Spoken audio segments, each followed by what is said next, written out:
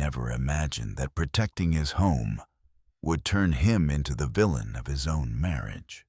Late at night, alone in his car, Adrian Cole stared at the glow of his phone, watching footage from cameras his wife didn't know existed. He told himself it was for safety, for peace of mind. But the truth was uglier. Something in his life had started to feel deeply unfair. He worked longer hours, trusted blindly, gave everything, while something slipped through his fingers behind closed doors. Then the screen froze on a moment that made his blood run cold. A man calm and familiar walking into Adrian's house as if he belonged there. No force, no hesitation, just a quiet invasion. And in that instant, Adrian realized this wasn't about jealousy. It was about a secret powerful enough to destroy everything he thought he knew. Before we dive into this story, tell me in the comments where you're watching from and what time it is there right now. And if you're ready for a story filled with betrayal, mystery, and healing, don't forget to subscribe to the channel. Adrian Cole used to believe that stability was something you built slowly, brick by brick, through routine and quiet sacrifices no one ever applauded.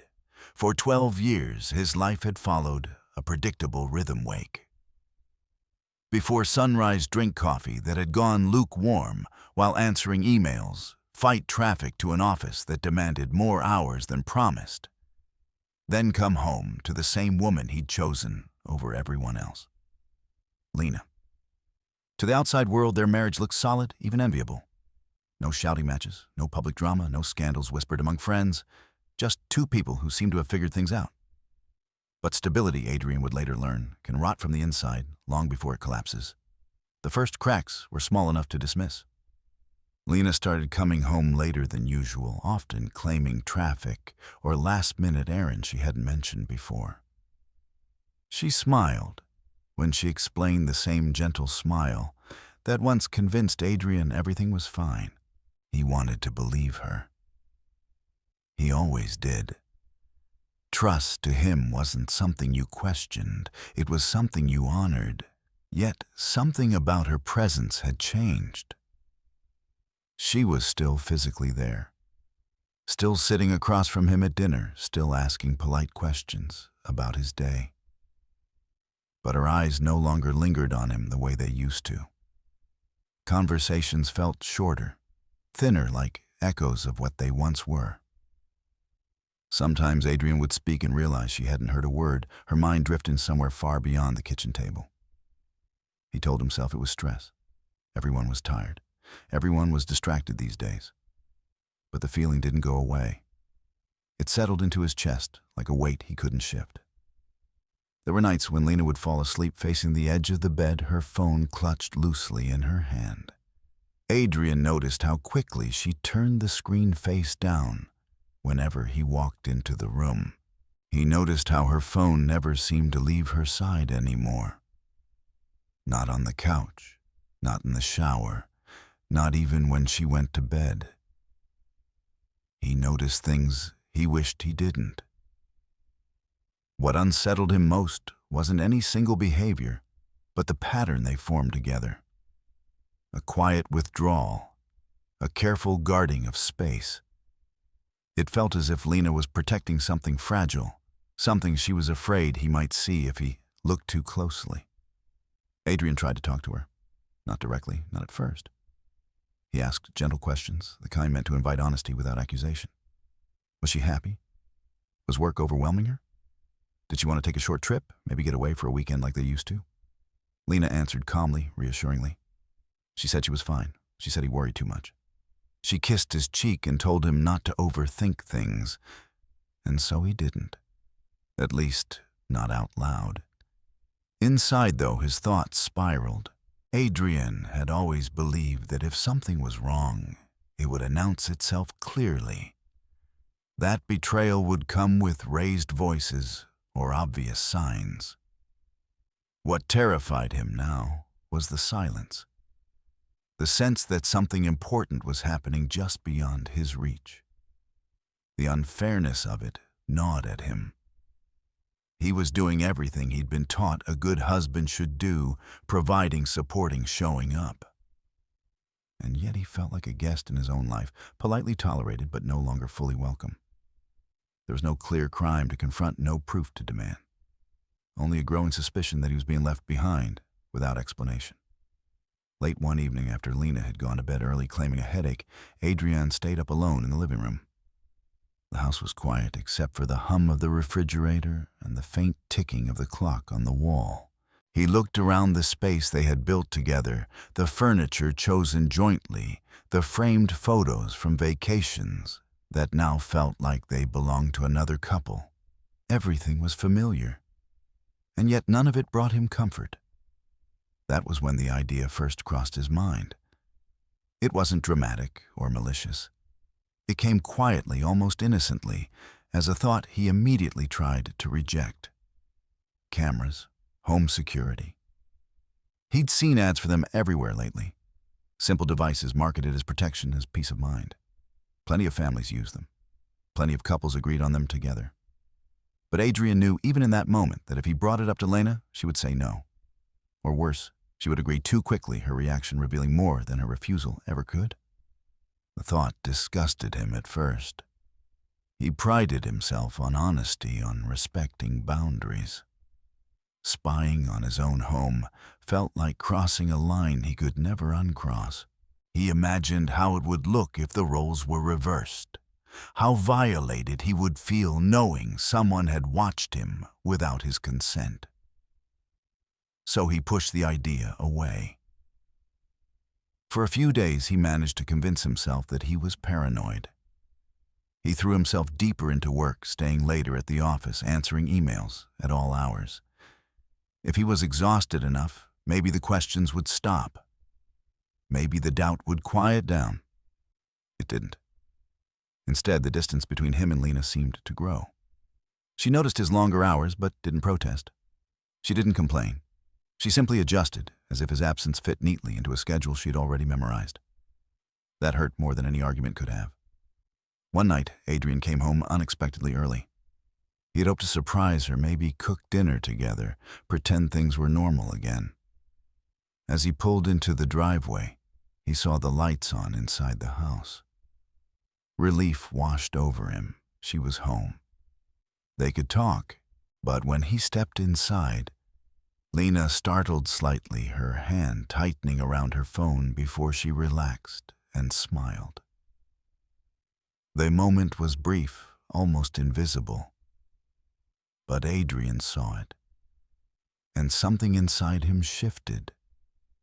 Later that night, lying awake beside her, listening to her steady breathing, Adrian felt a sense of isolation he had never known before.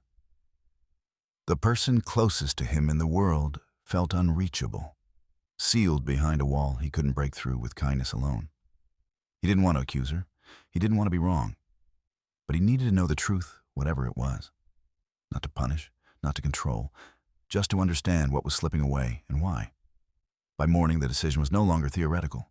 It was heavy, uncomfortable, and frighteningly real.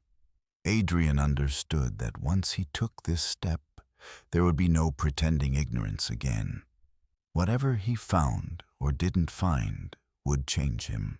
And so with a mix of shame and resolve, Adrian began researching security cameras. Not because he wanted to spy, not because he craved proof of betrayal, but because the uncertainty had become unbearable. Sometimes the most dangerous choices aren't made out of anger or hatred, but out of desperation to feel sane again. Adrian didn't order the cameras right away.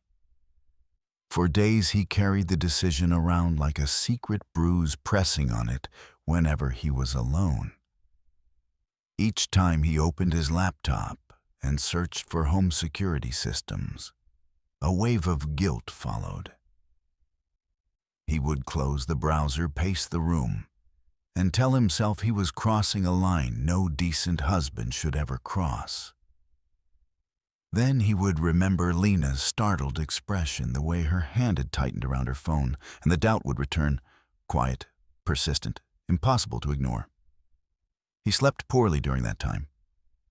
When he did drift off, his dreams were filled with empty rooms and locked doors.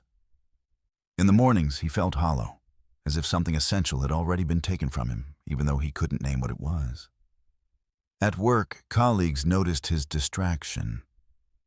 He made careless mistakes, missed meetings, stared through conversations without hearing a word. His mind was always somewhere else back at the house, replaying moments that no longer made sense. What finally pushed him forward wasn't suspicion, but fear. Fear that if he didn't act, he would spend the rest of his life doubting his own perception. Fear that the truth, whatever it was, would slip past him unnoticed, while he remained polite and silent. Adrian had always believed that love required trust, but no one had ever taught him what to do when trust began to feel like self-betrayal. One evening, after Lena left for what she described as a late work dinner, Adrian sat alone at the kitchen table and placed his credit card beside his phone. He stared at both for a long time. His hands were steady, but his chest felt tight. When he finally pressed order, the confirmation email felt heavier than any argument they'd ever had. The cameras arrived 2 days later in a plain cardboard box. Adrian hid it in the trunk of his car, as if someone might search the house and discover his intentions before he was ready. He told Lena he had extra work that night and came home earlier than usual the following afternoon, timing it carefully so he could be alone. As he unpacked the devices, the reality of what he was doing hit him fully. These weren't abstract ideas anymore. They were small, silent objects designed to watch and remember everything. He moved slowly, deliberately, choosing locations that wouldn't draw attention. One near the front door, angled to capture the entryway. One in the living room, high enough to blend with a shelf. One facing the back door, just in case. Every step felt like a test of his conscience. He flinched at every sound, convinced Lena might come home early and catch him mid-act. His heart pounded as he mounted the last camera, his fingers clumsy with nerves. When he finally stepped back and looked around the house, appeared unchanged. The same furniture, the same photos, the same quiet. And yet, everything was different. Adrian sat down and opened the app on his phone. The live feed appeared instantly crystal clear. His own reflection stared back at him from the screen, older than he remembered, eyes tired, jaw clenched. He felt an unexpected wave of shame. This wasn't the man he wanted to be. He shut the app and put his phone face down on the table, as if that alone could undo what he'd done. For a moment, he considered taking everything down, returning the cameras, pretending this phase of doubt had never happened. But the thought of going back to not knowing filled him with panic.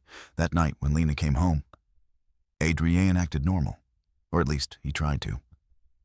He asked about her dinner, listened as she gave vague answers, nodded at the right moments. She didn't notice his tension. Or maybe she did, and chose not to comment. The distance between them felt wider than ever, even as they sat just inches apart. When Lena went to bed, Adrian stayed behind his phone, heavy in his hand. He told himself he wouldn't look. Not tonight. Maybe not ever. The cameras were there as a safety net, he reasoned. Just in case. That was enough. But curiosity is rarely satisfied by restraint. Around midnight, unable to sleep, Adrian opened the app. He half expected something dramatic to happen immediately, as if the universe would reward his moral conflict with instant clarity. Instead, he saw nothing but empty rooms, the living room bathed in soft lamplight, the front door closed and still, the back hallway quiet and untouched. Relief washed over him, followed closely by embarrassment. What had he expected? A stranger strolling through his house on the very first night? He felt foolish, paranoid, almost ashamed of himself. Maybe Lena really was just tired. Maybe this whole thing was his imagination spiraling out of control. For the next few days, that sense of false calm continued. Adrian checked the footage sporadically, usually when he was alone or pretending to scroll through his phone at work. Nothing seemed out of place.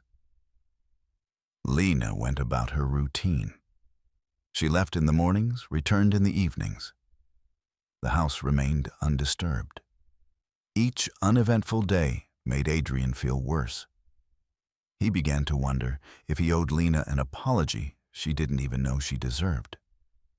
He thought about dismantling the cameras, about confessing what he'd done, and begging her forgiveness for ever doubting her. The guilt pressed on him like a weight. And yet there were small details he couldn't ignore. Lena occasionally paused near the front door, glancing at the hallway as if checking something unseen. She spent more time in the living room than before, often sitting in the same spot, her posture tense. Once, Adrian noticed her unlock the front door with a key from her purse, even though the door had been unlocked moments earlier. None of it was definitive. All of it was unsettling. The worst part was how the cameras began to change Adrian himself. He became hyper-aware of his own movements, his own habits. He caught himself wondering how he looked on screen, what his actions might suggest to an outside observer. The house no longer felt like a private space. It felt like a stage, and he was both actor and audience. One evening, after a particularly long day at work, Adrian came home exhausted and went straight to bed. Lena wasn't there yet. As he lay in the dark staring at the ceiling, he told himself he wouldn't check the app again that night. He needed rest. He needed distance from his own obsession. But sleep didn't come. After nearly an hour of tossing and turning, he reached for his phone almost unconsciously. The screen lit up, illuminating the room with a pale glow. His thumb hovered over the app icon. When he finally tapped it, he had no idea that this would be the last time he looked at the cameras with any sense of control. Because sometimes the truth doesn't arrive loudly. It waits patiently until the exact moment you're least prepared to see it. The footage from that night began like all the others, quiet, uneventful, almost boring. Adrian watched the living room feed first, expecting nothing more than shadows and stillness. The couch sat exactly where it always did. The lamp by the window cast a soft circle of light across the floor. Nothing moved. For a moment, he felt foolish for even opening the app. He switched to the front door camera. Still nothing. The door remained closed, the hallway empty. His shoulders loosened slightly, and he exhaled a breath he hadn't realized he was holding. Maybe this was it. Maybe this was the proof he needed, not of betrayal, but of his own overactive fear. Then he noticed the sound. At first he thought it was interference, a faint noise barely audible like a soft thud carried through walls. Adrian adjusted the volume, leaning closer to the screen. The sound came again, clearer this time. A door closing. Not the front door. Something deeper inside the house. His heart rate quickened as he switched between feeds. The back hallway camera showed nothing unusual, just the narrow corridor leading to the spare room and the laundry area. But the sound didn't match what he was seeing. It was as if the house itself was doing something off camera, something the lenses weren't meant to catch. Adrian scrubbed back through the footage, replaying the last few minutes. That was when he saw it. In the living room, feed for less than a second, a shadow passed across the far edge of the frame. It was subtle enough that he might have missed it if he hadn't been searched so hard. A dark blur near the doorway gone almost as soon as it appeared. His stomach tightened. He rewound again, slowing the playback. There it was. Not just a shadow this time, but a clear interruption in the light. Something solid had moved through the room. Someone. Adrian sat up straighter in bed, the exhaustion of the day forgotten. His fingers trembled slightly as he rewound the clip again and again, trying to make sense of what he was seeing. The timing didn't make sense. Lena wasn't home yet. He knew that. She had texted him less than an hour ago saying she was still out. Unless she had lied. He checked the timestamp. The footage was current. This wasn't an old recording.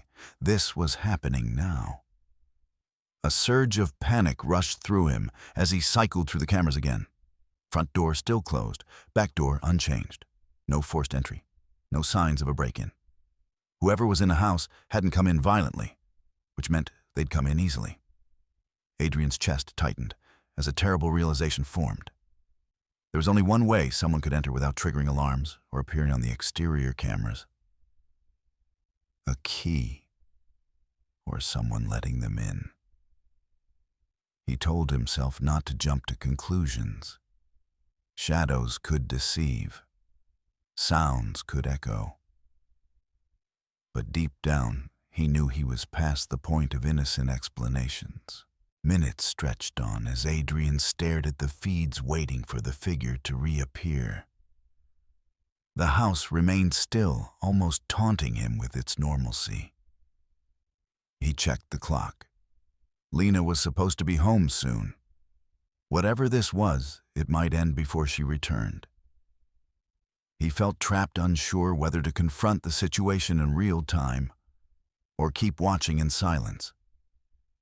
Then, without warning, the living room camera captured movement again. This time, there was no ambiguity.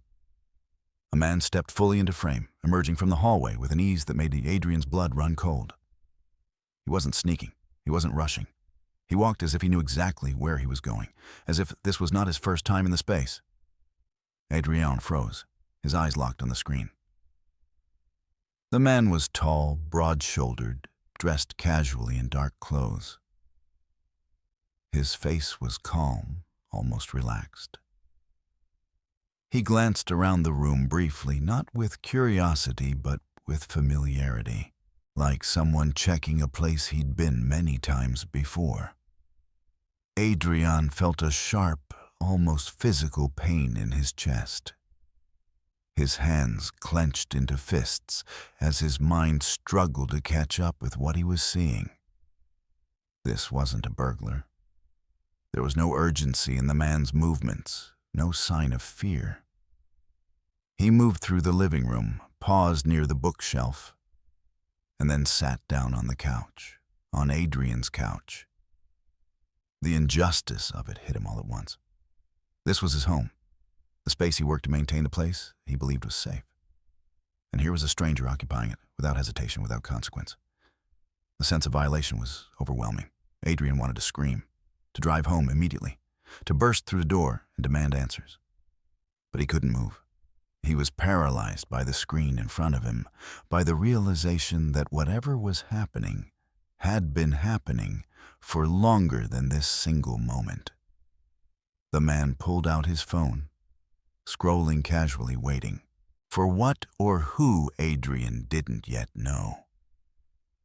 The way he waited suggested certainty. He wasn't worried about being discovered. Seconds later, the front door opened. Lena stepped inside. Adrian's heart sank as he watched her enter the frame, her movements fluid and unguarded. She closed the door behind her and slipped off her shoes. For a brief moment, she stood still as if sensing something. Then she turned toward the living room and saw the man. Her reaction shattered any remaining hope Adrian had been clinging to. She didn't scream. She didn't recoil. She didn't ask who he was or why he was there. Instead, her shoulders sagged slightly and she let out a breath that looked almost like relief. She crossed the room and sat beside him, close enough that their arms touched. Adrian felt numb. They didn't kiss. They didn't embrace. But the intimacy in their silence was unmistakable. Two people sharing a space and a history that Adrian was clearly not part of. The man leaned in, speaking softly. Lena nodded, her expression tense but familiar. Adrian watched helpless as the life he thought he understood unraveled in front of him. This wasn't a fleeting mistake or a hidden affair caught in a moment of passion. This was something else, something planned, something ongoing. The worst part wasn't the man. It was Lena's face. The way she looked at him, not with desire, but with resignation. As if she were trapped in a story she couldn't escape. Adrian realized then that whatever this secret was, it was bigger than jealousy, bigger than infidelity. It was a mystery rooted in fear obligation, and a past he knew nothing about. And as he stared at the screen, his reflection faintly visible in the dark glass of his phone, Adrian understood one terrifying truth. This was only the beginning. Adrian didn't know how long he sat there, staring at the screen, as if it were a wound that refused to close. Time lost its shape. Seconds stretched, collapsed, then disappeared entirely. All he could see was Lena on his couch, beside a man who did not belong there, speaking in low tones that the camera could not capture. The silence was crueler than sound. It left too much room for interpretation, too much space for his mind to tear itself apart. He replayed the moment again, and again, each time hoping irrationally that he'd imagined her reaction, that maybe, just maybe, she had recoiled and he'd missed it. But the footage was unforgiving. Her body language was clear, familiar, practiced. This was not a first meeting. This was not a mistake. Adrian felt a sharp, hollow ache spread through his chest, like something vital had been scooped out and replaced with ice. Anger tried to rise, but it drowned beneath disbelief. He had prepared himself for many possibilities. Arguments, lies, even infidelity. What he had not prepared for was this calm, this quiet certainty between them. It felt planned, organized, almost respectful in its own twisted way. He forced himself to keep watching. The man stood and walked toward the kitchen, opening cabinets without hesitation. He poured himself a glass of water, leaned against the counter, and spoke again. Lena followed him with her eyes, her posture tense, as though she were bracing for something. When she spoke, her shoulders lifted slightly, then fell. Adrian couldn't hear her words, but he could see the weight of them. This wasn't romance. It wasn't passion. It was something heavier. Adrian's first instinct was to confront her immediately. To drive home, burst through the door, and demand answers while the evidence was still warm. His hands shook as he imagined the shock on her face, the way the man would turn the chaos that would follow. But another thought stopped him cold. If this man was here so comfortably, what else didn't he know he needed more than outrage? He needed understanding. Because whatever this was, it had roots. And if he charged in blindly, he might lose the chance to uncover the truth entirely. With a sickening sense of resolve, Adrian hit record on his phone, capturing the footage playing on the screen. His movements were mechanical, detached, as if someone else were controlling his body. He saved the clip, then another. He documented everything, timestamps, movements, moments of interaction. Not out of malice, but survival. He felt as though he were standing at the edge of a cliff, and evidence was the only rope keeping him from falling. Eventually the man left. He didn't rush. He didn't look over his shoulder. Lena walked him to the door, pausing briefly before it closed behind him. When she turned back toward the living room, she stood still for a long moment, her hand pressed to her forehead. Then she straightened, picked up her phone, and went to bed. Adrian dropped his phone onto the mattress beside him, his entire body trembling now that the moment had passed. The house was quiet again, peaceful, as if nothing had happened. That was what broke him. He didn't sleep at all that night. When morning came, it felt undeserved. The sunlight streaming through the windows seemed obscene, illuminating a world that had no right to keep turning. Lena moved through the kitchen with her usual routine, making coffee, asking him if he wanted toast. Her voice was normal, steady. There's no trace of guilt or fear in her expression. Adrian studied her face, searching for cracks. Every smile felt like an insult. Every casual word felt like a betrayal layered on top of the first. He wanted to scream at her, to ask how long this had been going on. How she could sit there pretending everything was fine. Instead, he nodded. He said he was late for work. He kissed her cheek, the taste of dishonesty bitter in his mouth. At the office, Adrian was useless. He closed his door and replayed the footage again, this time without panic, without hope. Just observation. He watched the man's posture, his confidence. He noted the way Lena reacted, never reaching out, never pulling away completely. It was as if she were trapped between obligation and dread. That detail haunted him. By the end of the day, Adrian had made a decision. He would not confront Lena yet. Not until he understood who this man was and why she allowed him into their home. Because if she was afraid, if she was being coerced, then anger would only make things worse. And if she wasn't, if this was something she chose, then Adrian needed to be certain before he destroyed what was left of their marriage. That evening, he pretended nothing was wrong. He listened to Lena talk about her day. He asked questions. He laughed at the right moments. Inside, he felt hollow, like an actor reciting lines in a play he no longer believed in. After she fell asleep, Adrian returned to the footage with a different purpose. He searched backward, scanning days, then weeks. At first, there was nothing. Then slowly, patterns began to emerge. The man appeared again and again, always at similar times, always entering the house with ease. Sometimes Lena was home. Sometimes she arrived shortly after. Sometimes she wasn't there at all. But the man still came in, waited, paced.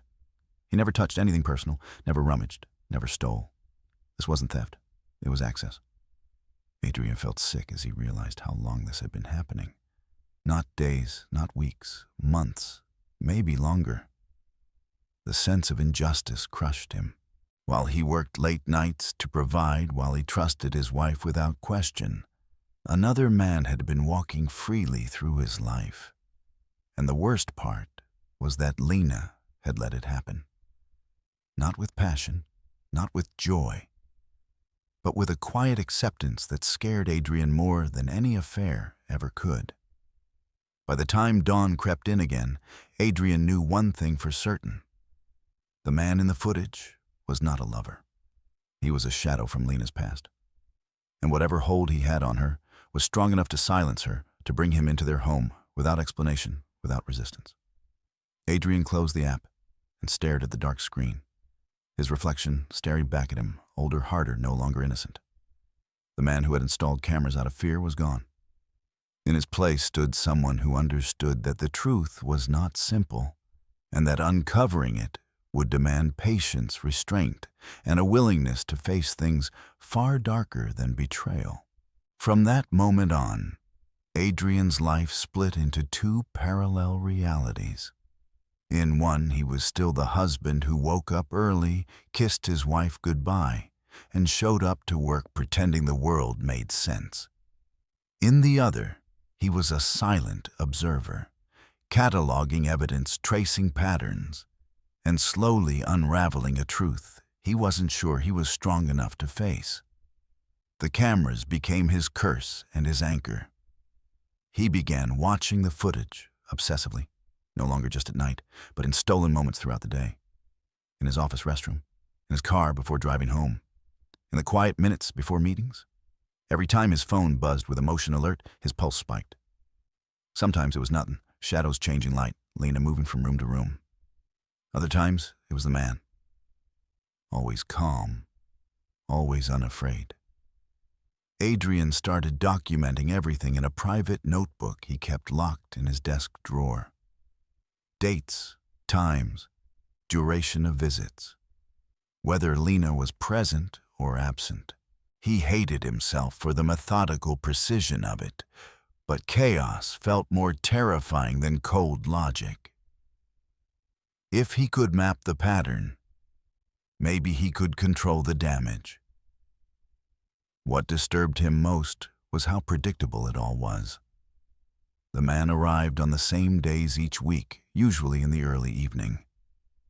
He never stayed the night, never raised his voice, never touched Lena in ways that suggested desire.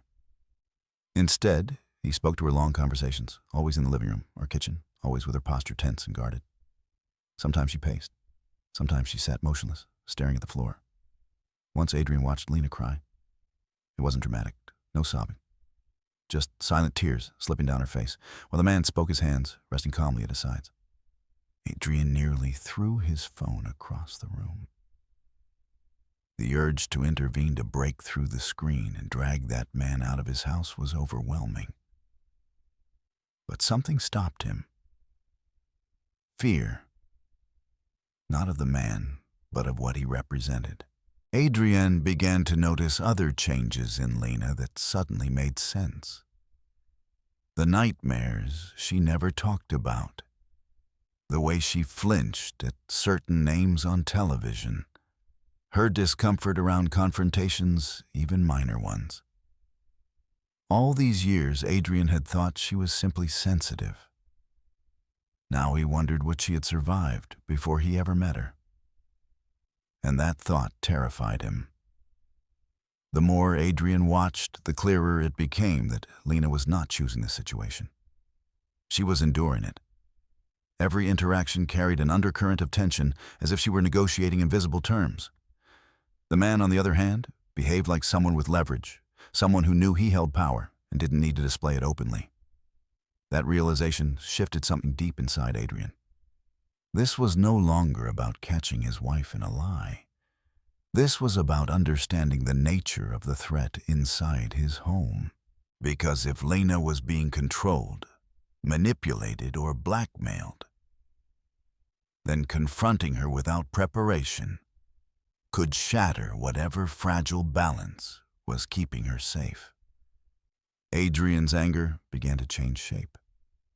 It sharpened, focused. It was no longer explosive, it was deliberate. He started researching quietly.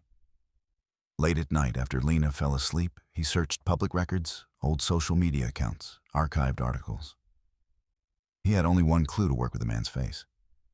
Adrian paused footage, zoomed in, studied every detail. The scar near his jaw, the way his left eyebrow twitched when he spoke, the faint familiarity that suggested he had seen this man before somewhere, sometime. Then it hit him. Months ago, Lena had mentioned an old acquaintance reaching out unexpectedly. She'd brushed it off, saying it was someone from a past she didn't like to revisit.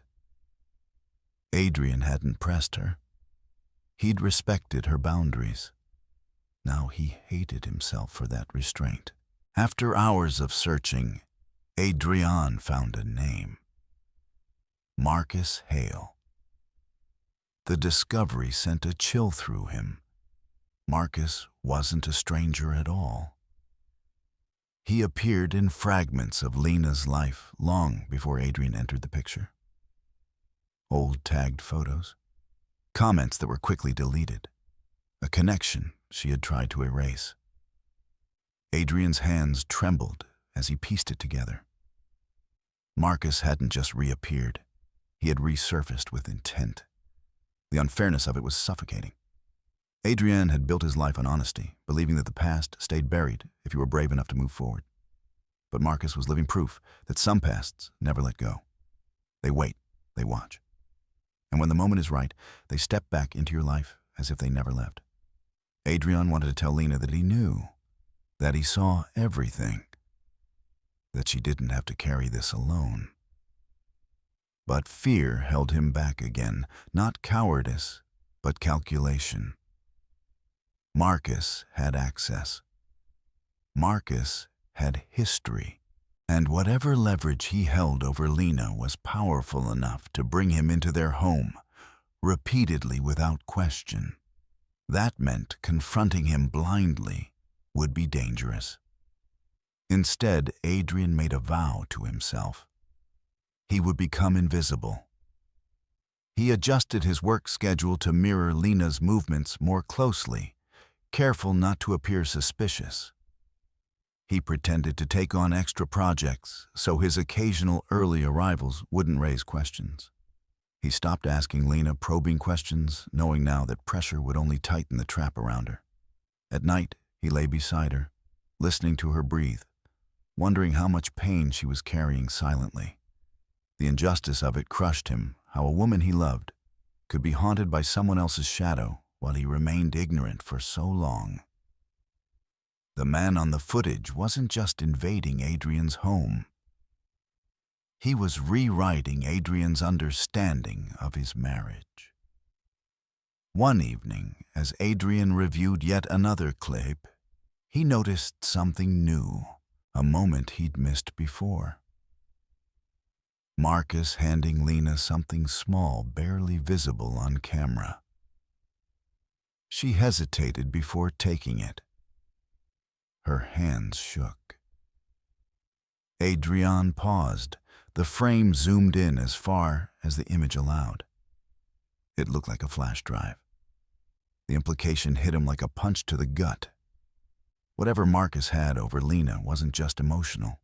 It was tangible. Evidence. Proof. Something that could destroy her if exposed. And suddenly Adrian understood the stakes. This wasn't a story of infidelity. It was a story of control. And if Adrian made the wrong move, the price wouldn't just be his marriage. It would be Lena's safety, her dignity, her future. As he closed the app and locked his phone, Adrian felt a new weight settle on his shoulders. He was no longer just a husband seeking answers. He was standing at the edge of a war he never agreed to fight. But one thing was clear now. Marcus Hale had underestimated him. Adrian stopped sleeping in long stretches. Instead, his nights fractured into shallow segments of half-consciousness, each one haunted by the same image as Lena's rigid posture. Marcus's calm confidence, the flash drive changing hands like a silent threat. When he woke beside her, he studied her face in the dim light, searching for signs of the woman he thought he knew, searching for reassurance that she was still there, somewhere beneath the fear. During the day, Adrian became a master of appearing normal. He joked with coworkers. He met deadlines. He nodded through meetings. No one noticed the storm building behind his eyes. He had learned that panic was useless. It scattered focus. What he needed now was clarity. He returned to the past. Adrian began combing through every trace of Lena's life before him, not out of suspicion, but necessity. He searched public records first, then old forums and archived social media posts that most people assumed were gone forever. He followed threads that led nowhere, then circled back patient, relentless. Each small discovery tightened the picture. Lena had moved cities abruptly 8 years ago. No job lined up, no clear explanation. She had told Adrian it was for a fresh start after a bad breakup. He had accepted that story without question. Now, he saw the gaps, a restraining order filed, then withdrawn. A police report listed, then sealed. A civil case dismissed for insufficient evidence. Marcus Hale's name hovered near each of those gaps, like a watermark you only noticed once you knew to look. Adrian's hands shook as he read. Not with anger yet, but with grief. Grief for the woman Lena had been before she met him. Grief for the years she had spent carrying something too heavy to share. He understood now why she avoided conflict, why she folded herself small when tensions rose. Survival had taught her that silence was safer than truth. The footage made more sense in this new light. Marcus didn't raise his voice because he didn't need to.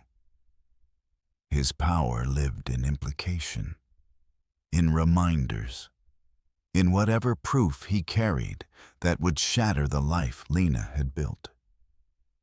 Adrian wondered what Marcus wanted. money control, or something worse, the satisfaction of never being escaped. One afternoon, Adrian noticed Lena doing something new. She left the house earlier than usual and returned with a paper bag she hid in the closet. Later that night, after she fell asleep, Adrian checked the footage. Marcus had not visited that day. Instead, Lena sat alone at the kitchen table for nearly an hour, staring at the bag as if it might explode. When she finally opened it, her shoulders sagged. Adrian paused, the footage zoomed in. Inside the bag were documents, old ones. He couldn't read them clearly, but the way she handled them told him everything. These were not reminders she wanted. They were demands. The next day, Adrian followed a riskier path. He visited the courthouse under the pretense of checking property records for a client. He knew what to ask for now. He used Marcus's name carefully, indirectly, like a key turned just enough to open a door without setting off alarms. What he found confirmed his worst fears. Years ago, Marcus had been investigated for coercion and harassment involving multiple women. Cases that went nowhere. Complaints that evaporated. Witnesses who recanted. Patterns that never quite became proof. He wasn't sloppy. He was patient. He understood systems. He understood fear. Adrian left the building with his jaw clenched so tightly, his head throbbed. That evening, Lena seemed quieter than usual. She barely touched her dinner. Her hands trembled as she washed the dishes, and when Adrian offered to help, she flinched, not from him, but from the question itself. He wanted to wrap his arms around her to tell her she was safe, that he would handle everything. But he didn't, because safety built on half-truths was an illusion. Instead, Adrian began preparing. He contacted a lawyer under the guise of reviewing a workplace contract. He asked questions that sounded hypothetical but were anything but. What constituted coercion? What evidence mattered? What risks did whistleblowers face? The answers were sobering. Marcus had insulated himself well. If Adrian confronted him without airtight proof, Marcus could turn the situation around. Paint Lena as unstable Adrian, as paranoid the footage, as invasive and illegal. The cameras that felt like protection could become weapons against him. That realization nearly broke Adrian. He had installed the cameras to regain sanity. Now they threatened to undo him. Late one night, Adrian watched another clip. Marcus arrived later than usual, his posture rigid. He didn't sit this time. He stood close to Lena, speaking sharply. She crossed her arms, shaking her head. For the first time, Adrian saw resistance in her body language. Not defiance, but refusal. Marcus stepped closer. Adrian's breath caught. Lena didn't move back, but she didn't meet his eyes either. She held out the flash drive. Marcus snatched it, then paused as if reconsidering. He leaned in and said something that made Lena's face drain of color. That was it. Adrian stood up so abruptly his chair fell backward. The instinct to intervene roared through him, overwhelming every careful plan he had made. He grabbed his keys and his phone, his hands slick with sweat. But then Marcus left, just like that.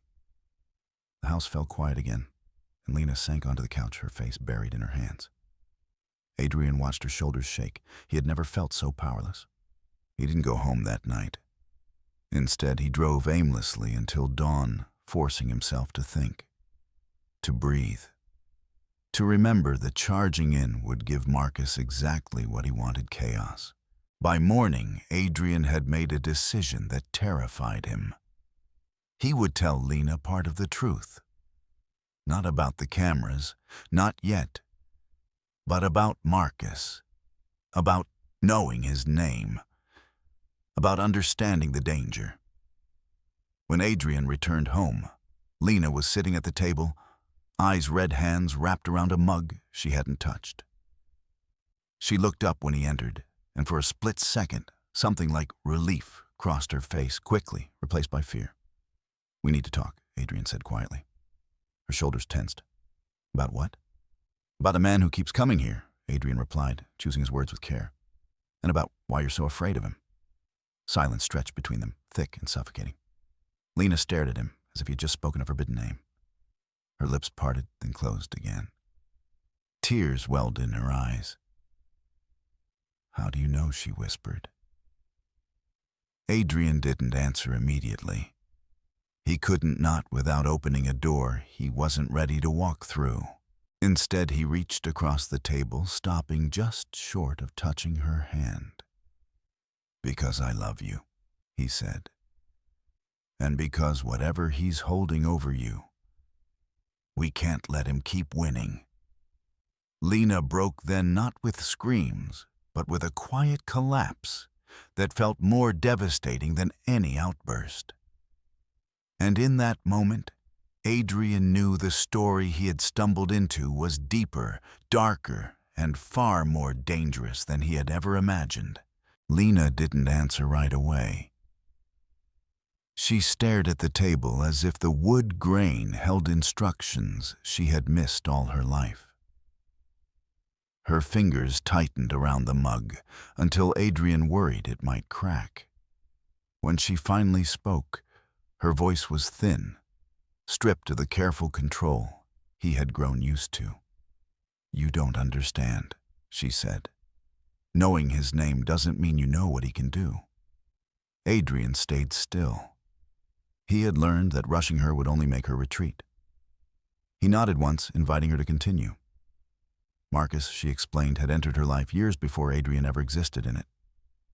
Back then, she was younger, newly independent, desperate to believe that someone older and confident could offer protection instead of control. Marcus had been charming and public generous in ways that made people trust him.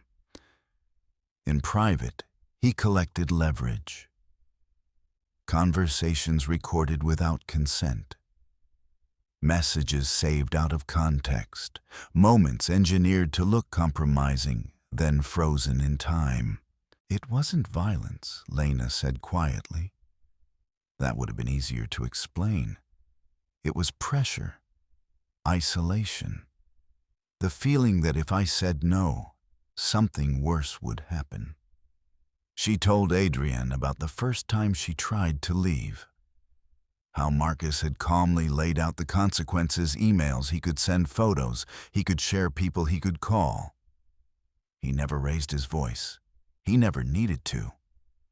The fear did the work for him. Adrian felt his jaw tighten. Every instinct in him wanted to apologize for not seeing it sooner, for not asking the right questions years ago, for trusting the world to be kinder than it was. But he knew apologies alone wouldn't save them. Lena continued haltingly, as if each sentence cost her something. She had escaped once by disappearing. New city, new job, new name in social circles. She believed distance would be enough. For a while it was. Then Marcus resurfaced, not loudly, not aggressively. Just a message, a reminder, proof that he had never lost track of her. When he showed up here, she whispered, I thought I could manage it. Keep him calm, keep him away from you. I didn't want to drag you into something that would ruin your life. Adrian closed his eyes briefly. The injustice of it burned. She had tried to protect him by sacrificing herself, and in doing so, had put both of them in greater danger. What does he want now? Dorian asked. Lena shook her head. Control. It's always been that. He doesn't need money. He doesn't want me back. He wants to know he still owns a piece of my life. Adrian thought of the footage, the calm way Marcus moved through their home, the certainty in his posture. It made sense now. Ownership didn't require affection, only access. What's on the flash drive? Adrian asked. Lena hesitated. Things he could twist, she said. Old recordings, messages, moments taken out of context. Enough to make me look unstable. Enough to make people doubt anything I say. Adrian leaned back, absorbing the weight of it. This wasn't a problem that could be solved with a single confrontation. Marcus thrived in gray areas, in the space where truth blurred into doubt.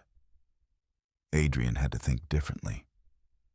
"I need you to trust me," Adrian said finally, "even if I can't tell you everything yet."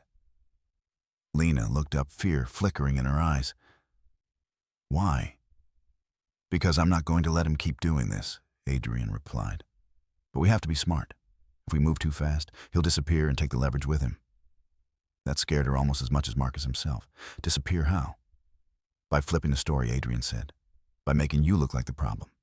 Or me." Lena swallowed. "Then what do we do?" Adrian didn't answer immediately. He'd been thinking about this for days, even before this conversation. About the cameras, about the risk they posed, and the opportunity they represented. "We let him think he's winning," Adrian said slowly. "We don't change our routine. We don't threaten him. We let him keep coming." Lena's eyes widened. "No, I know how it sounds," Adrian said quickly. "But listen to me. Marcus is careful because he believes he controls the narrative.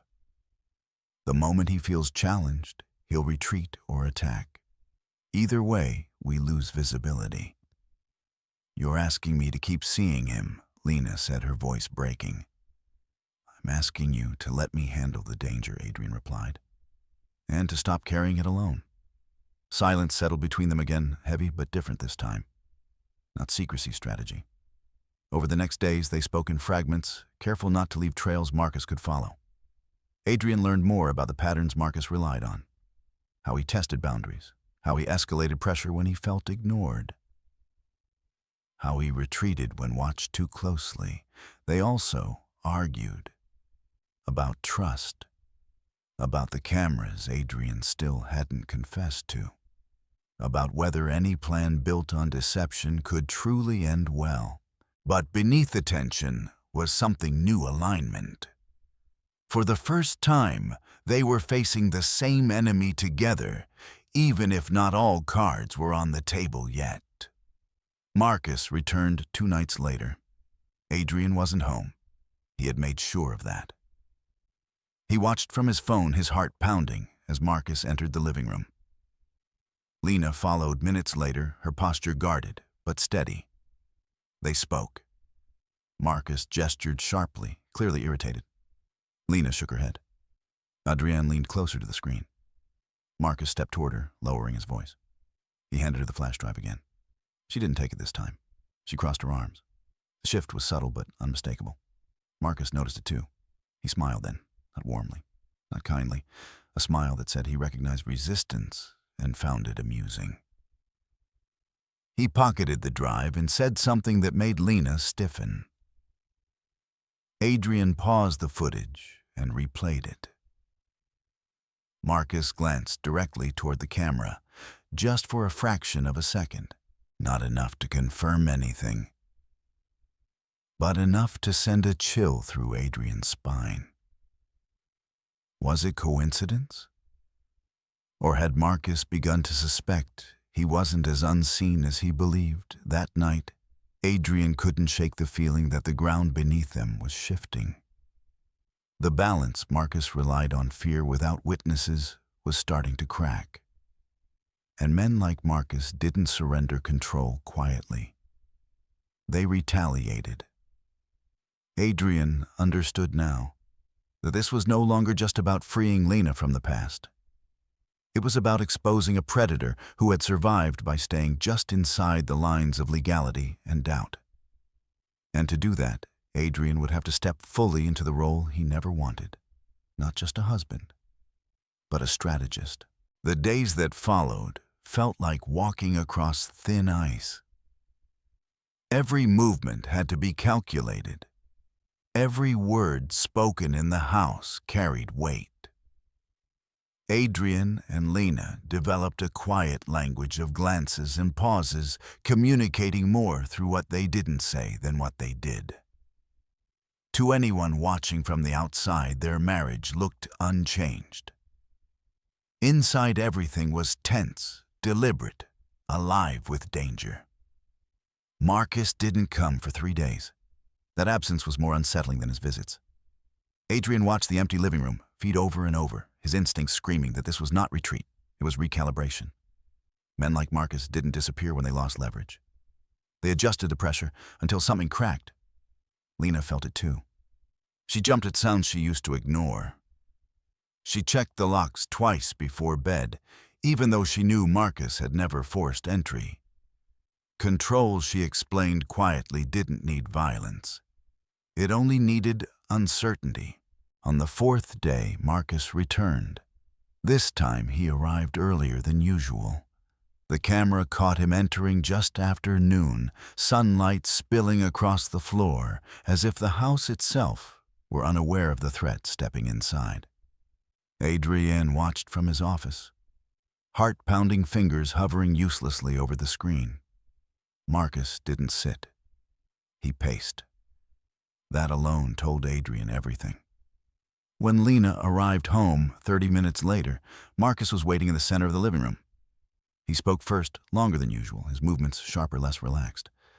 Lena stood near the doorway, not advancing, not retreating. Adrian leaned in, studying every shift in posture, every subtle cue. Marcus gestured toward the hallway. Lena shook her head. He laughed, not amused, dismissive. Adrian felt a surge of rage so strong it blurred his vision. He had never hated anyone the way he hated Marcus in that moment. Not because of what he was doing now, but because of how practiced he was at doing it. Then Marcus did something unexpected. He sat down. He leaned back, folding his arms as if confident the conversation would end exactly where he wanted it to. Lena spoke, then her voice unheard, but her body unmistakably rigid. She gestured once toward the front door. Marcus's expression hardened. Adrian realized with a cold clarity that this was a test. Marcus was pushing to see how far Lena would go, how much resistance she dared show. He was measuring the risk. When Marcus finally stood, his movements were slower, more controlled. He stepped close to Lena, too close, and said something that made her flinch. Then he turned and left without another word. The door closed. Lena sank onto the couch, her hands shaking. Adrian didn't go home. Not yet. He needed distance. He needed to think. Marcus was escalating. That meant time was running out. That night, Adrian reviewed every recording again, but now with a different lens. He wasn't just watching Marcus. He was watching the house. The angles, the blind spots, the limitations of what the cameras could and couldn't prove. That was when it hit him. Marcus had always positioned himself carefully. He stayed within areas covered by cameras, almost as if he didn't mind being seen. Because what he said, what he threatened, lived in the space sound couldn't reach. In implication, in memory. But there was one thing Marcus hadn't accounted for: consistency, patterns. Adrian began compiling clips, not isolated moments, but sequences. Visits aligned with Lena's stress spikes. Marcus's arrivals, followed by Lena's anxiety, her missed work days, her panic. On their own, each clip meant nothing. Together they told a story, not of romance, of coercion. Adrian reached out to the lawyer again, this time more directly. He didn't mention names yet. He described behaviors, patterns, psychological pressure. The lawyer listened carefully, then said something that changed everything. Control cases rarely hinge on a single act, she said. They hinge on accumulation, repetition, power imbalance. Adrian hung up with his hands trembling, not from fear, but from purpose. That evening, he finally told Lena about the cameras. He didn't ease into it. He didn't soften the truth. He told her plainly, his voice steady but raw. He explained why he had done it, what he had seen, what he had learned. Lena didn't speak for a long time. When she did, her voice was barely audible. "So you saw everything?" "Yes," Adrian said. "And I'm sorry. I hate that it took this to understand." She cried, then not in anger, not in betrayal, but in exhaustion. The kind that comes from carrying fear alone for too long. When she finally looked up, her eyes were clearer than Adrian had seen them in years. "Then you know," she said. "I'm not crazy. No." Adrian replied immediately. "You're not." Something shifted between them in that moment. Not forgiveness, something deeper. Alignment. Truth finally spoken aloud, even if imperfectly. Together, they decided on the next step. They wouldn't confront Marcus yet. They would let him come back. But this time, they would be ready. Marcus returned 2 nights later. Adrian stayed away deliberately. He wanted Marcus comfortable, confident. Lena led him in, her posture neutral, her face guarded but calm. They spoke for nearly an hour. This time Adrian watched not as a panicked husband, but as a witness. Marcus grew bolder. He gestured more. He invaded space. At one point, he pointed toward Lena's chest, then toward the door, as if laying out consequences. Lena nodded once, slowly, carefully. And then Marcus made a mistake. He said something that made Lena straighten. She responded not with fear, but with firmness. Adrian couldn't hear the words, but he saw the effect. Marcus froze, just for a second. His jaw tightened. His eyes flicked, scanning the room, not for cameras, but for control. He suddenly felt slipping. That was the moment Adrian captured and marked. Because power, once threatened, reveals itself. When Marcus left, Lena didn't collapse this time. She sat quietly, breathing deeply, regaining control. When Adrian came home later, she told him what Marcus had said. "He told me," she said, "that if I didn't stop resisting, he'd make sure everyone knew I was unstable. That no one would believe me, that you'd leave." Adrian felt something inside him harden. "He's wrong," Adrian said. "And now we can prove it." The plan was dangerous, risky. It required patience, restraint, and absolute trust between them. But it was the only way. Marcus believed the story ended with him. He had no idea he was already standing inside the evidence that would destroy him. And for the first time since this nightmare began, Adrian felt something unfamiliar but powerful rise in his chest. Not fear. Resolve. The plan did not begin with confrontation. It began with discipline. Adrian understood that the most dangerous moment in any conflict was the one where emotion outran strategy. Marcus had survived for years by provoking reactions, by forcing people to expose themselves while he stayed just within the lines. Adrian refused to give him that advantage. So they waited. Days passed. Lena returned to her routine, careful to appear compliant without surrendering ground. She responded to Marcus's messages slowly, neutrally. No anger, no pleading, just enough engagement to keep him from feeling ignored. Adrian coached her on timing, on tone, on restraint. It felt wrong asking the woman he loved to endure more, but they both knew this was the narrow bridge they had to cross. Marcus came again on a Friday evening. This time, Adrian was home. Not hidden, not absent, present. He sat in the kitchen, visible on the camera feed, reading a document on his tablet as if nothing unusual were happening. His heart hammered against his ribs, but his posture was relaxed. He wanted Marcus to see him, to register the change. The front door opened. Marcus froze when he noticed Adrian. The pause lasted less than a second, but it was there. Adrian saw it, the brief recalculation, the flicker of surprise that Marcus quickly masked with a polite smile.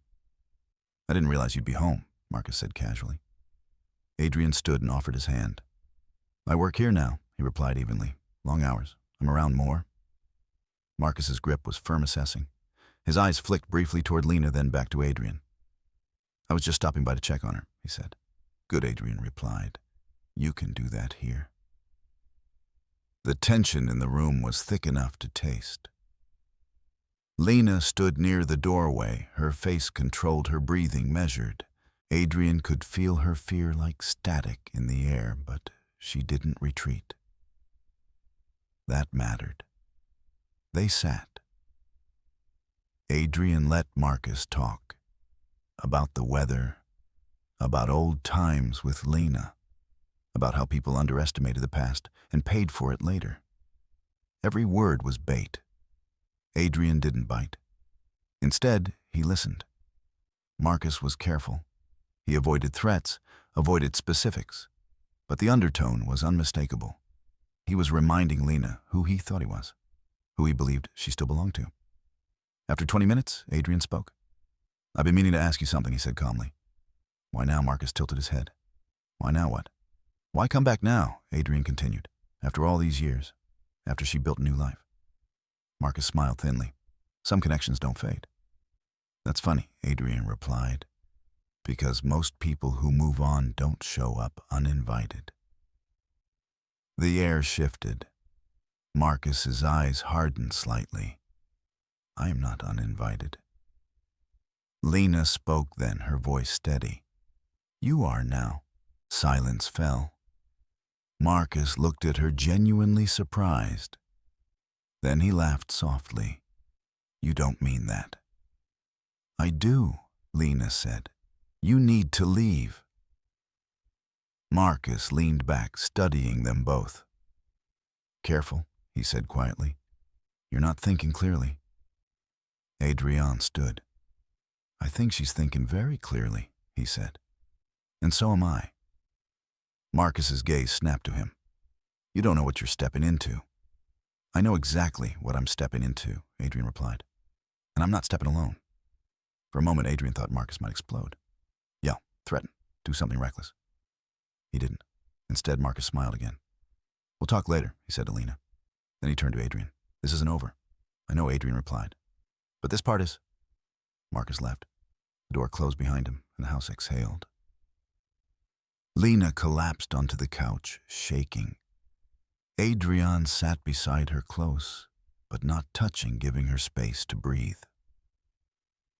They didn't speak for a long time. Words would have cheapened the moment. That night, Adrian reviewed the footage with a critical eye. The interaction had been controlled, civil. But beneath it was something new. Marcus had been challenged. And he hadn't liked it. The next move would be his. It came sooner than expected. The following afternoon, Adrian received an email at work. No sender name, no greeting. Just an attachment and a single line of text. "You should ask your wife what she's really capable of." Adrian didn't open it. Not yet.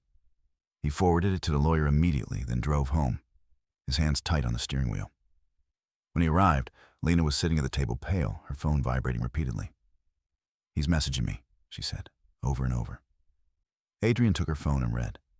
Messages were vague but cruel suggestions of exposure of stories told out of context, of reputations destroyed quietly. Marcus was escalating. Good. That meant he was scared. Adrian finally opened the attachment with the lawyer on the line. It was exactly what Lena had feared. Edited clips. Messages stripped of context. Screenshots designed to suggest instability. Nothing illegal, nothing definitive. But enough to poison perception. Marcus wasn't trying to win in court. He was trying to win in public opinion. The lawyer's voice was calm. "This is why we needed patterns," she said. "Not just content." Adrian felt a surge of grim satisfaction. "Then we're ready?" Over the next week, they gathered everything. Footage of Marcus's visits, the timing, Lena's documented anxiety before and after, the messages, the email, the history Adrian had uncovered quietly. Alone, none of it was enough. Together, it formed a narrative Marcus couldn't outrun. They didn't go to the police first. They went to a civil investigator specializing in coercion and harassment. Someone who understood how predators hid in gray zones. The investigator listened, watched, asked questions Marcus had never had to answer before.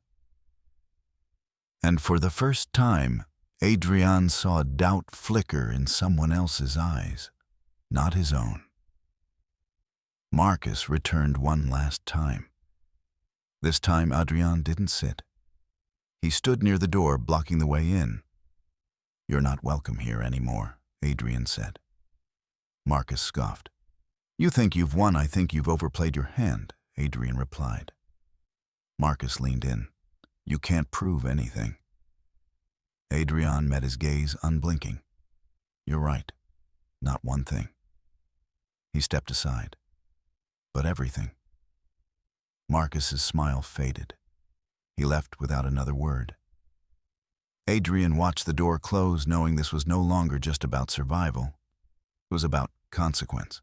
Marcus didn't disappear the way Adrian feared he might. Instead, he went quiet.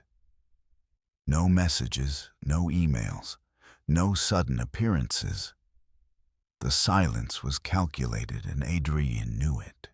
Men like Marcus didn't retreat when they felt exposed. They waited, watching for cracks, looking for ways to reassert control without leaving fingerprints. That silence was heavier than any threat. Adrian and Lena lived inside a careful tension. They spoke openly now, but cautiously aware that every move could have consequences. Lena started documenting her days in a journal recommended by the investigator, times she felt anxious, nights she couldn't sleep, moments when Marcus's shadow still crept into her thoughts. It wasn't therapy yet. It was evidence, a record of impact. Adrian adjusted the cameras, adding one additional angle, not to spy, but to protect. He registered the system, formally ensuring legality.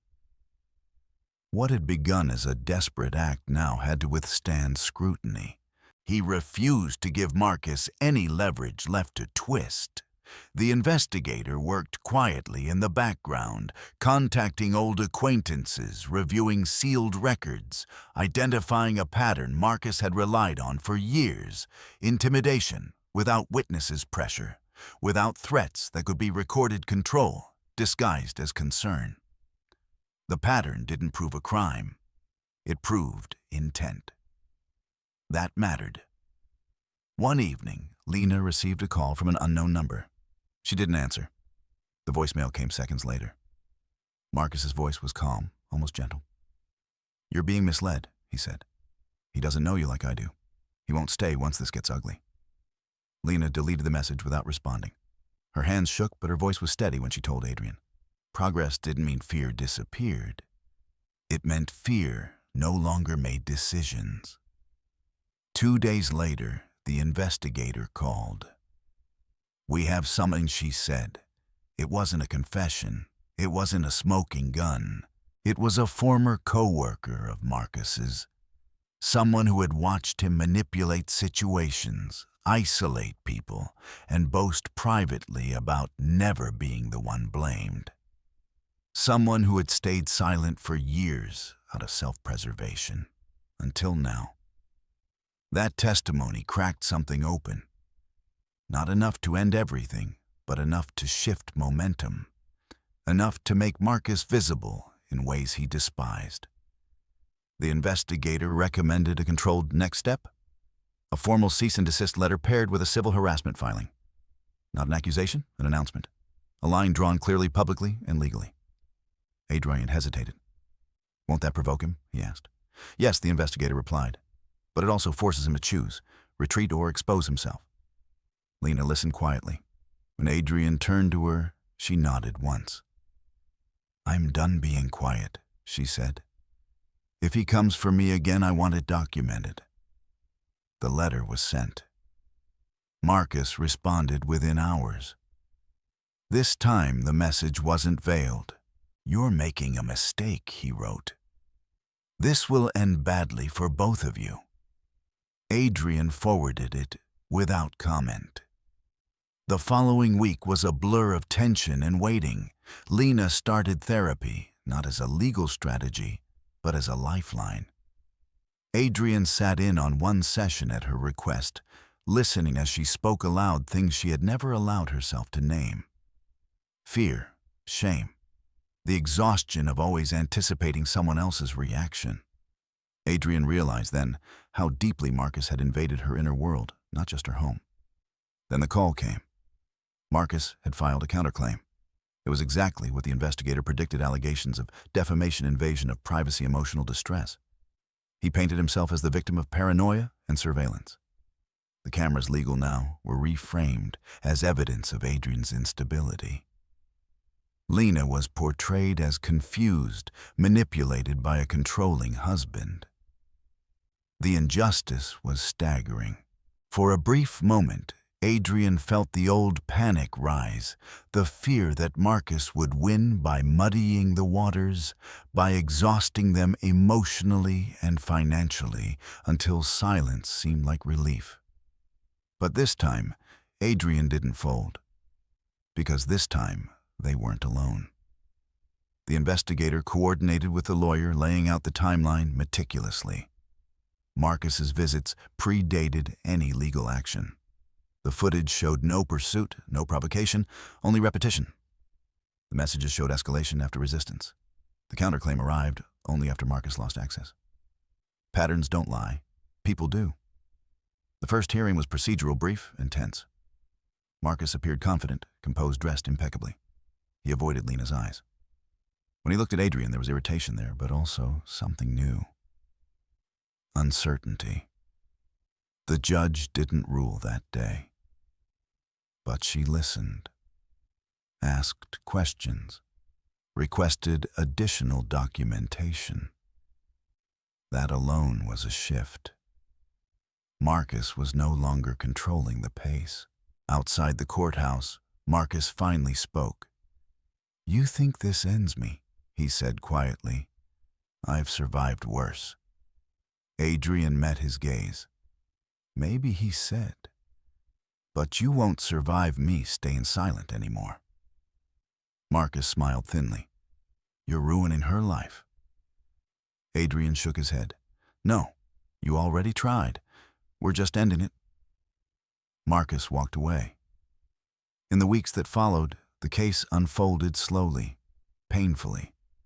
There were moments Adrian doubted everything, moments he wondered if peace would have been easier if he'd never installed those cameras, never uncovered the truth. The toll was real.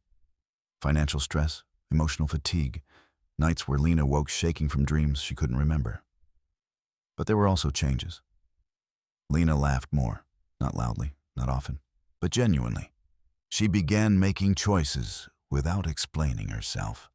She reclaimed small pieces of autonomy Marcus had eroded over years. And Adrian learned something about himself, too. He learned that protection didn't mean control. It meant standing still long enough for the truth to surface even when it hurt. The final blow didn't come from a verdict. It came from exposure. The investigator uncovered another woman, then another. Similar stories, similar patterns. None of them had spoken publicly before. But when Lena agreed to let her experience be part of a broader narrative, not a scandal, but a pattern of behavior, others followed. Marcus settled, quietly. No admission of guilt, no apology. Just an agreement that barred him from contact, imposed penalties for violations, and forced him into the light he'd avoided for so long. When it was over, Adrian didn't feel triumph. He felt empty, then relieved, then tired in a way sleep alone couldn't fix. They removed the cameras together, not out of shame, but closure. The house felt different afterward, quieter, lighter, as if something poisonous had finally been aired out. That night, Adrian and Lena sat on the couch, the same couch Marcus had once occupied, and held hands in silence. No strategy, no vigilance, just presence. The danger was over, but the healing had only just begun. The silence after everything ended was unfamiliar. Not the tense, watchful quiet they had lived with for months, but a softer absence, one that left room for breath, for thought, for emotions that had been postponed too long. Adrian expected relief to arrive all at once, like a door flung open to fresh air. Instead, it came in fragments, uneven and disorienting. Lena was the first to feel it. Without Marcus's shadow pressing against her days, her body began to react in unexpected ways. She slept longer, then woke exhausted. She forgot simple things. She cried at moments that seemed unrelated. A commercial, a song on the radio, the sound of rain against the windows. The therapist called it decompression. A nervous system learning that it was finally safe to stand down. Adrian watched her carefully, afraid of saying the wrong thing, afraid of doing too much or too little. He had spent so long in protector mode that he didn't know how to exist without scanning for danger. At night, he still listened for sounds that weren't there. Still checked his phone instinctively, even though the cameras were gone. One evening, Lena sat beside him on the bed, her voice tentative. "I don't know who I am without fear," she said. "It's been part of me for so long." Adrian didn't rush to reassure her. He understood now that reassurance wasn't the same as support. "Then we'll figure it out," he said quietly. Together. Healing didn't move in a straight line. Some days felt hopeful. Lena returned to hobbies she had abandoned, painting in the spare room, taking long walks without explaining where she was going. Adrian noticed how she began making choices based on preference instead of avoidance. What color to wear, which route to take, small freedoms that added up. Other days were harder. There were arguments, raw, uncomfortable ones. About the cameras. About the months of secrecy on both sides. About the moment Adrian realized he had crossed a line. Even if it had saved them. Lena admitted she still felt a sting when she remembered being watched, even knowing why. Adrian admitted that part of him feared what might have happened if he hadn't done it. Neither of them was entirely right. Neither of them was entirely wrong. They learned to sit with that. In therapy, Lena talked about shame, the way Marcus had planted it and watered it until it grew roots. How silence had felt like survival, even when it cost her connection. Adrian listened from the adjacent chair, learning how easy it was to mistake patience for trust and trust for blindness.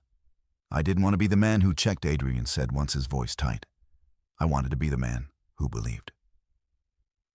The therapist nodded.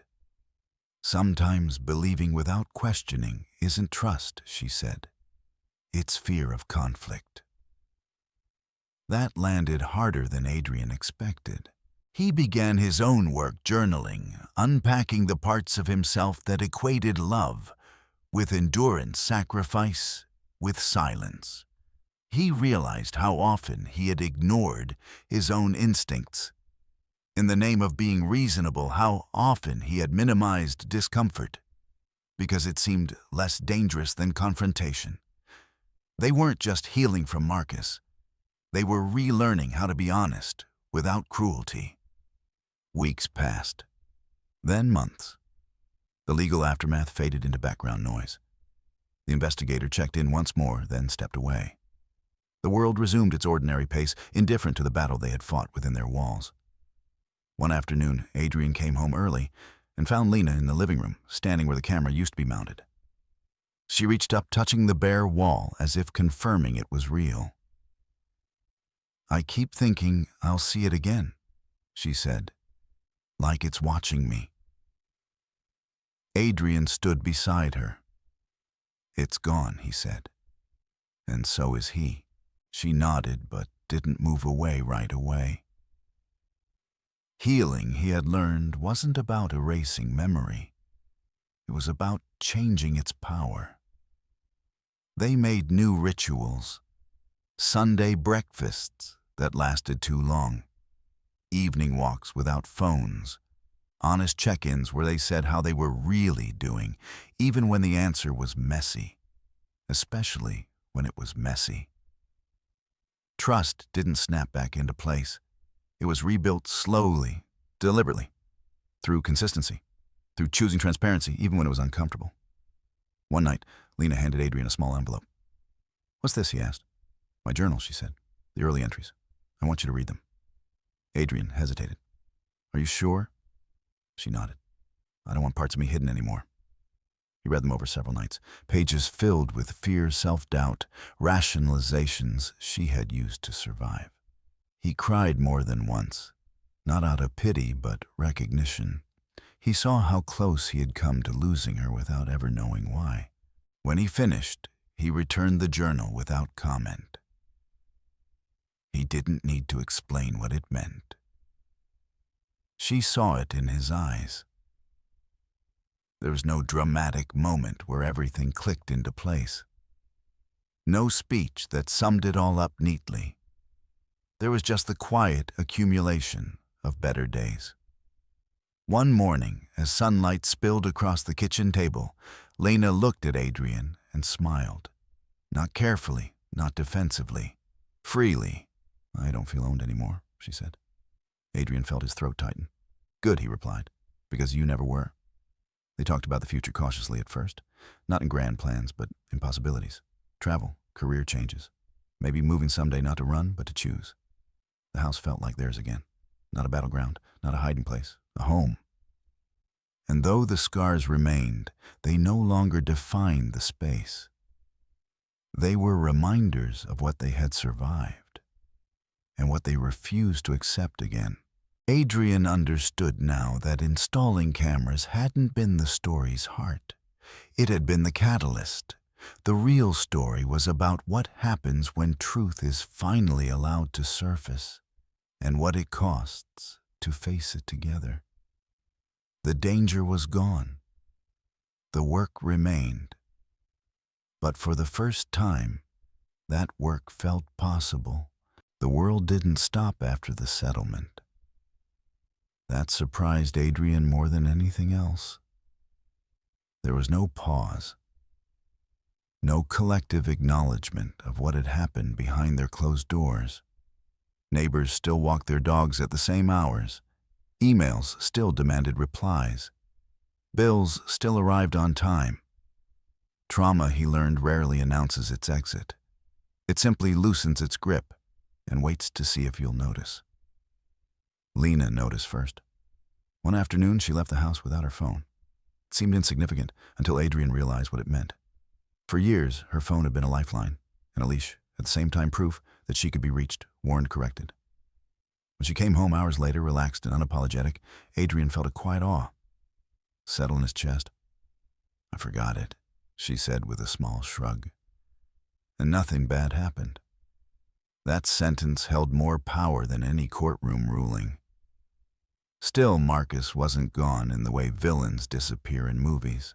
He lingered on the edges of their thoughts, in sudden spikes of anxiety, in moments when a stranger's silhouette looked too familiar.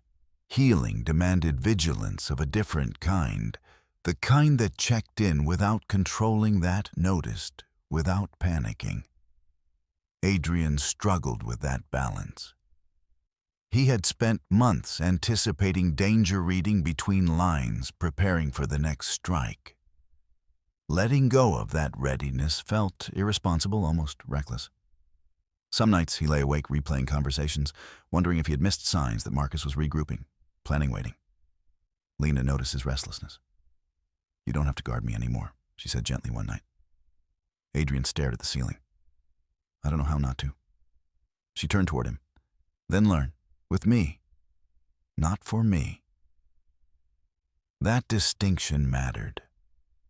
They returned to therapy with a new focus, not crisis management, but identity. Who were they without the roles they had been forced into? The silent survivor, the secret investigator. Those identities had kept them alive, but they couldn't be a foundation for a future. Lena talked about anger she had never allowed herself to feel. Not explosive rage, but a steady, righteous fury at what had been taken from her years of ease of trust in her own instincts. Adrian listened as she named it finally without apology. Adrian talked about control, about how close he had come to confusing vigilance with ownership, protection with authority. He admitted how easily the cameras could have turned him into someone he didn't recognize if the truth had pointed a different way. The therapist didn't flinch. Awareness is what separates accountability from harm, she said. You saw the line. You didn't erase it. That helped. A little. Outside the therapist's office, life demanded they test what they were learning. At a friend's dinner party, someone joked about crazy exes, laughing at the idea of people who couldn't let go. Lena stiffened, then spoke up. It's not always funny, she said calmly. Sometimes it's dangerous. The table went quiet, awkward. Then someone nodded. The conversation shifted. Adrian watched her with something like pride and grief for the woman who had swallowed words like that for so long. There were setbacks. A letter arrived one morning from a law office, routine paperwork, nothing alarming. Lena's hands shook anyway. Adrian didn't take the envelope from her. He sat beside her while she opened it herself. When it turned out to be unrelated, she laughed shakily, then cried. That's okay, Adrian said. Your body's catching up. She nodded. I just want it to stop surprising me. It will, he said. Not all at once. They talked about children one evening, not with urgency, not as a decision, but as a question they were finally allowed to ask without fear. The conversation wandered into what kind of home they wanted to create, what values they would protect fiercely. Transparency. Choice. Safety that didn't require silence. Adrian thought back to the night he'd installed the cameras, the shame that had nearly stopped him. He understood now that the act itself wasn't the sin or the salvation. It was what followed, whether truth led to accountability or control. One Saturday, they donated the remaining equipment to a community center. As Adrian handed over the box, he felt a strange release, like closing a chapter he had carried in his chest. The cameras had done their job. They no longer belonged in his story. That night, Lena suggested something unexpected. Let's host people, she said. Here, I want this house to feel open again. Adrian hesitated, then smiled. They invited a small group of friends who knew pieces of the story, but not all of it. Laughter filled the living room. Music played. The walls absorbed new memories layered gently over the old. At one point, Adrian caught Lena dancing in the kitchen, unself-conscious and free. He joined her, and for the first time in a long while, the space felt reclaimed. The final confirmation came quietly. A mutual acquaintance mentioned in passing that Marcus had moved cities. No details, no drama, just distance. Lena listened without reaction. Later, when they were alone, she said, I don't feel anything. Adrian waited. Is that okay, she asked. It's more than okay, he said. It means he doesn't own space in your life anymore. They marked the day not with celebration, but with intention. A long walk, a shared meal, a promise spoken aloud and unrecorded. No more secrets, Lena said. No more silence, Adrian replied. They knew the past would surface now and then, like a scar aching in cold weather. But scars, unlike wounds, told a story of survival. As the evening settled, Adrian looked around the living room, the couch, the window, the bare wall where a lens had once watched. He felt gratitude not for the pain, but for the clarity it had forced upon him. Some stories end with justice, others with revenge. Theirs ended with something quieter, harder earned. Freedom. Time did not erase what happened. It softened the edges, blurred the sharpest corners, but it never pretended the past had not existed. Adrian learned that healing wasn't a return to who they had been before Marcus. It was a slow construction of someone new, built with awareness instead of innocence. Lena began to change in ways that were subtle at first. She spoke more slowly, choosing her words with intention rather than caution. She stopped apologizing for taking up space physically and emotionally. At the grocery store, she took the longer aisle if she felt like it. At work, she said no without explaining herself. Each small decision felt like a quiet rebellion against a lifetime of compliance. Adrian watched these changes with admiration and restraint. He resisted the urge to praise every step, understanding now that growth didn't need an audience.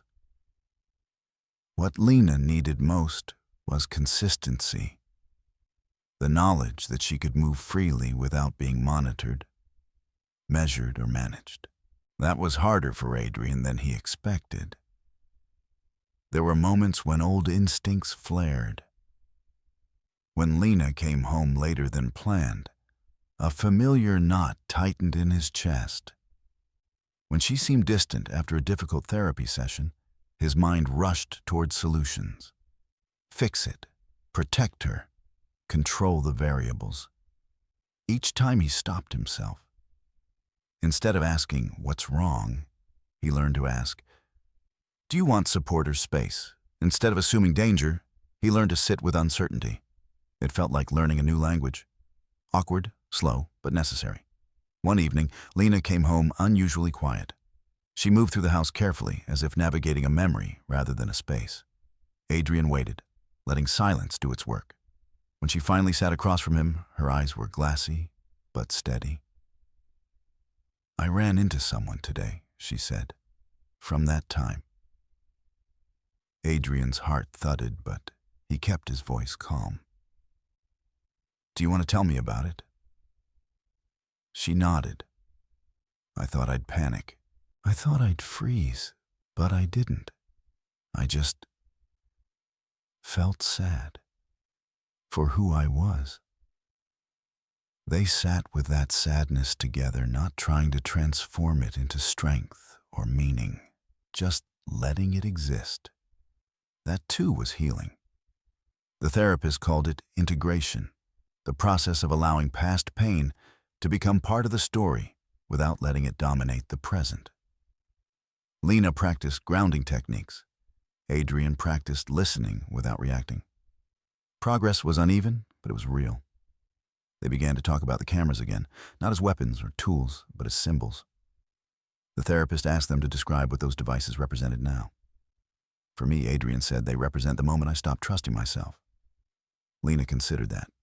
For me, she said softly, they represent the moment someone finally saw what was happening. Neither answer canceled the other. They learned to hold both truths at once.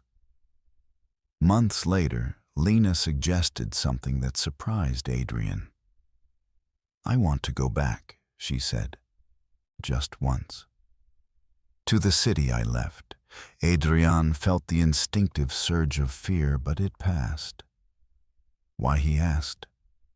"Because I want to choose it," she replied, "not avoid it." They planned the trip carefully. Boundaries discussed. Expectations clear. No secrecy. No pressure to feel any particular way. When they arrived, Lena walked familiar streets with a strange mix of grief and resolve. Some places stirred memories. Others felt distant, stripped of their power. At one cafe, she paused and took a deep breath.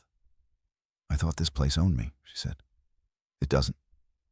Adrian stood beside her, not in front, not behind, just present. On the drive home, Lena slept with her head against the window, peaceful in a way Adrian had never seen before.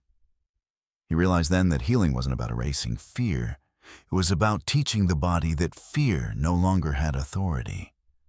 Back home, they began new traditions, not to replace the old ones, but to mark time forward. A yearly check-in where they spoke honestly about what still hurt.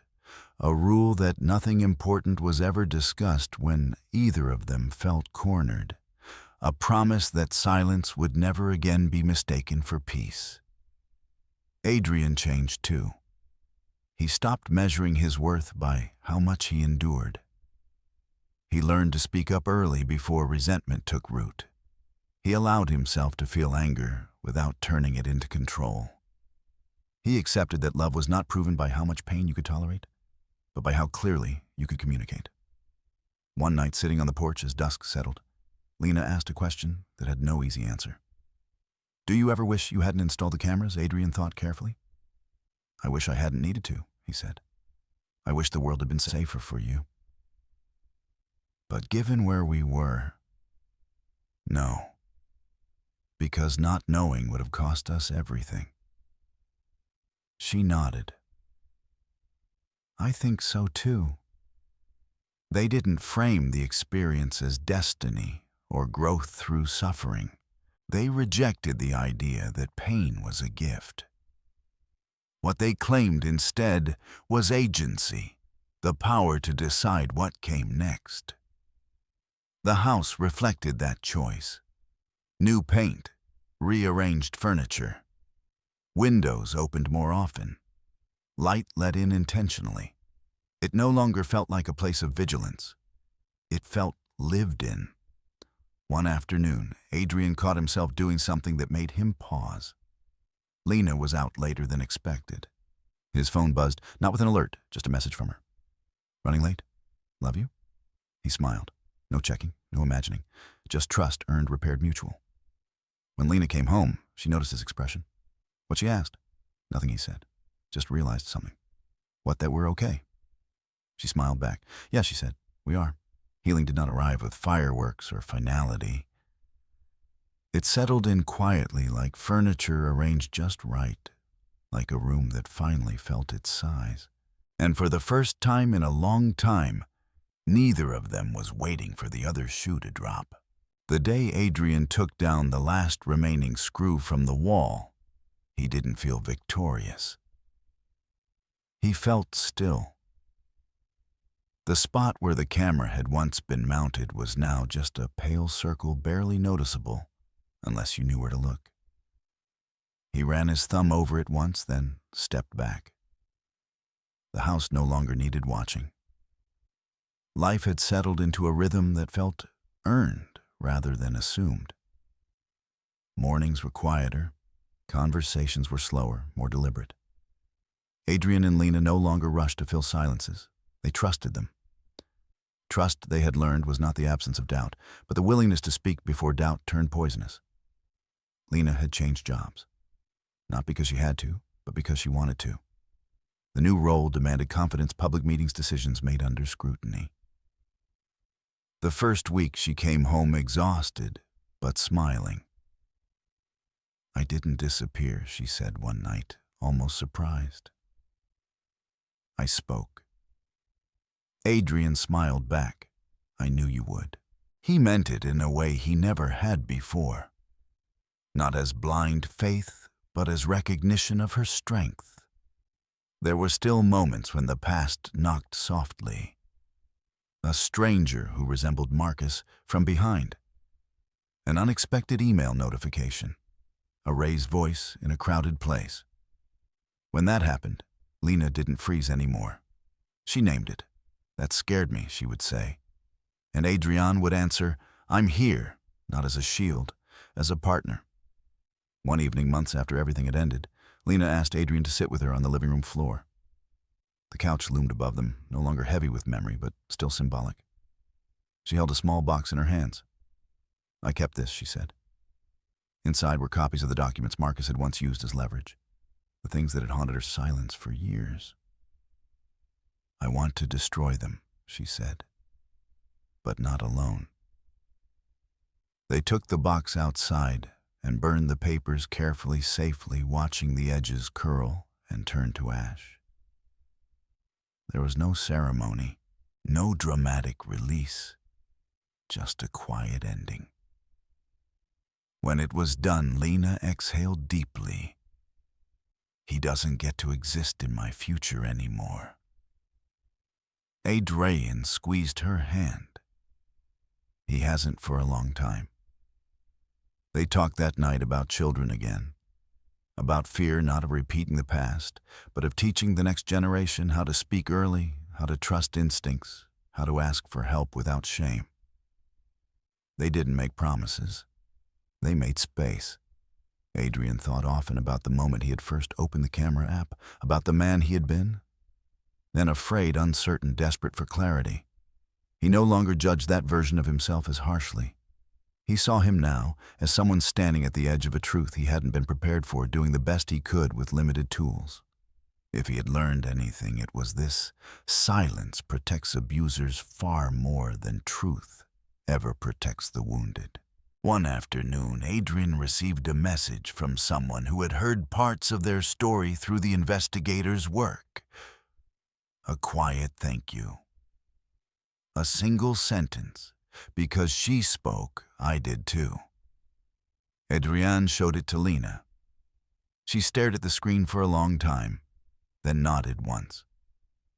"That makes it worth it," she said. They never told their full story publicly, not because they were ashamed, but because they didn't need validation anymore. Their lives were no longer defined by what they survived. On the anniversary of the day, Marcus was legally barred from contacting them. Adrian and Lena took a trip not to escape, not to prove anything, just to be somewhere new. They walked unfamiliar streets, argued playfully about directions, laughed at small inconveniences. In a quiet cafe, Lena reached across the table and took Adrian's hand. "Thank you," she said, "for seeing me, even when it was messy, even when it scared you." Adrian swallowed. "Thank you for staying, and for choosing yourself." They returned home to a house filled with light, with windows open, and no blind spots worth fearing. The past lived where it belonged, behind them, acknowledged, but powerless. Adrian understood now that installing cameras hadn't been about suspicion. It had been about a man trying to make sense of a world that suddenly felt unfair and unstable. The recordings had shown him a truth he hadn't wanted, but desperately needed. And the real healing hadn't come from exposing another man. It had come from refusing to let fear dictate silence. Some betrayals end marriages. Others expose the lies that suffocate them. The difference lies not in what you uncover, but in what you choose to do once you see it. If this story resonated with you, if it reminded you that silence can be as damaging as betrayal, share your thoughts in the comments. Where are you watching from, and what time is it there right now? And if you believe stories like this matter, stories about truth, accountability, and healing, consider subscribing to the channel. You never know whose life might change because they heard the right story at the right time.